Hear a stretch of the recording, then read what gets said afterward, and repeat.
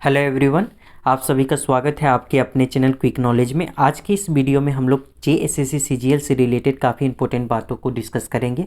सबसे पहले हम लोग बात करेंगे कि फॉर्म भरने की अंतिम तिथि क्या हो गई, यानी कि अंतिम डेट क्या हो गया है। उसके बाद बात करेंगे कि एग्ज़ाम डेट क्या होगी, जेएसएससी सीजीएल के लिए। उसके बाद बात करेंगे कि उम्र सीमा में क्या बदलाव किया गया है, और बात करेंगे कि फॉर्म एडिट करने के लिए कब से लिंक प्रोवाइड किया जाएगा। ऐसे बहुत सारे छात्र हैं जिनका फॉर्म सबमिट करने के बाद पता चला है कि उनके फॉर्म में काफ़ी गलती है, यानी या फिर कुछ गलती हो गई है, तो उसे एडिट करने के लिए उनको कब से लिंक प्रोवाइड किया जाएगा, उससे भी हम इस वीडियो में बताएंगे। और उसके बाद बात करेंगे कि जेएसएससी सीजीएल के लिए अब तैयारी किस प्रकार से की जानी चाहिए। तो चलिए शुरू करते हैं, कर करके सभी को बात करते हैं। सबसे पहले बता दें कि ऑनलाइन रजिस्ट्रेशन की अब अंतिम डेट 17 मार्च 2022 कर दी गई है। 17 मार्च 2022 तक आपका ऑनलाइन रजिस्ट्रेशन होगा, आप फॉर्म भर सकते हैं। और बात करें कि फ़ोटो और यानी कि सिग्नेचर अपलोड की अंतिम तिथि कब कर दी गई है, तो 19 मार्च कर दी गई है। फ़ोटो अपलोड और सिग्नेचर अपलोड की अंतिम तिथि 19 मार्च कर दी गई है।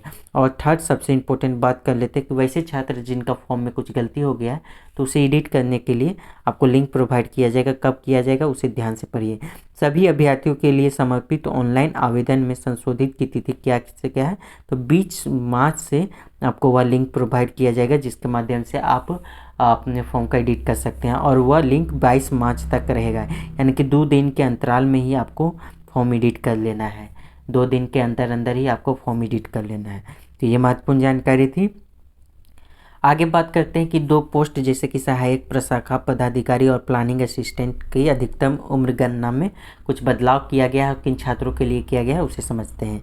तो जैसे सबसे पहले हम लोग डिटेल से पढ़ते हैं। विज्ञापन संख्या 3/2019 में सहायक प्रशाखा पदाधिकारी के पद के लिए आवेदन करने वाले वैसे अभ्यर्थी जो विज्ञापन संख्या 14/2015 एवं 15/2015 में शामिल रहे हों कि अधिकतम उम्र की गणना हेतु संदर्भ तिथि 1/8/2015 निर्धारित की जाती है। यानी कि वैसे छात्र जो कि 2019 का सीजीएल का फॉर्म भरे थे और 2015 के सीजीएल के परीक्षा में शामिल हुए थे, वैसे छात्रों की अधिकतम उम्र की निर्धारित अधिकतम उम्र की गणना 1/8/2015 से की जाएगी। तो 1/8/2015 से की जाएगी इनकी अधिकतम उम्र की गणना सहायक प्रशाखा पदाधिकारी के लिए। और प्लानिंग असिस्टेंट की बात की जाए तो प्लानिंग असिस्टेंट के लिए क्या कह रहा है, तो उसे पढ़ते हैं। विज्ञापन संख्या 3/2019 में प्लानिंग असिस्टेंट के पद के लिए आवेदन करने वाले अभ्यर्थियों की अधिकतम उम्र की गणना हेतु संदर्भ तिथि 1/8/2019 निर्धारित की जाती है। यानी कि वैसे अभ्यर्थी जो कि सीजीएल 2019 का फॉर्म भरे थे, उन अभ्यर्थियों की अंतिम मतलब अधिकतम उम्र की गणना कब से की जाएगी, तो 1/8/2019 से की जाएगी। इस तरह से उन छात्रों के लिए काफ़ी राहत है जिनका उम्र अधिकतम मतलब उम्र ज़्यादा हो चुका है और वे इस बार फॉर्म नहीं भर पा रहे थे। तो वैसे छात्र अब इस फॉर्म को भर पाएंगे, क्योंकि मैक्सिमम छात्र वैसे ही हैं जो कि 2019 के फॉर्म भर चुके थे। तो ये था महत्वपूर्ण जानकारी। अब अंत में हम लोग बात करते हैं सबसे इम्पोर्टेंट कि सीजीएल की परीक्षा कब होगी।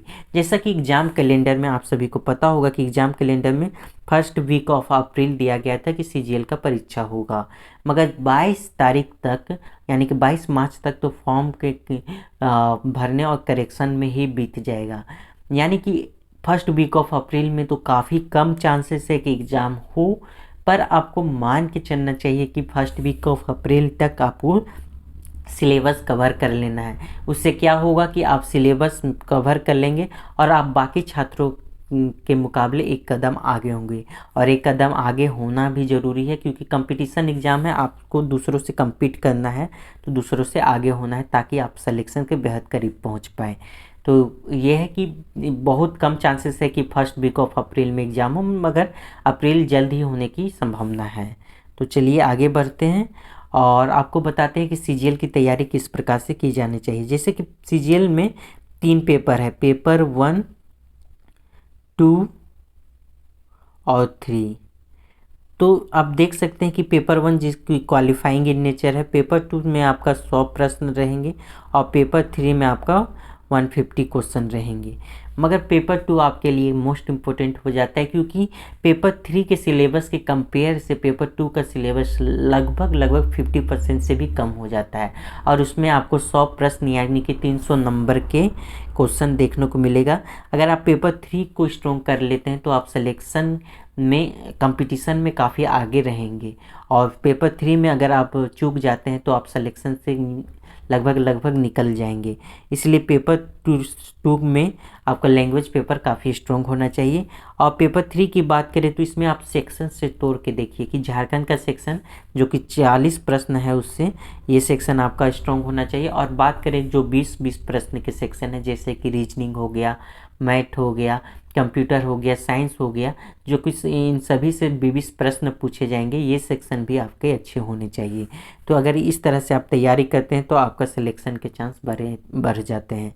तो ये थी कुछ तैयारी से संबंधित जानकारी।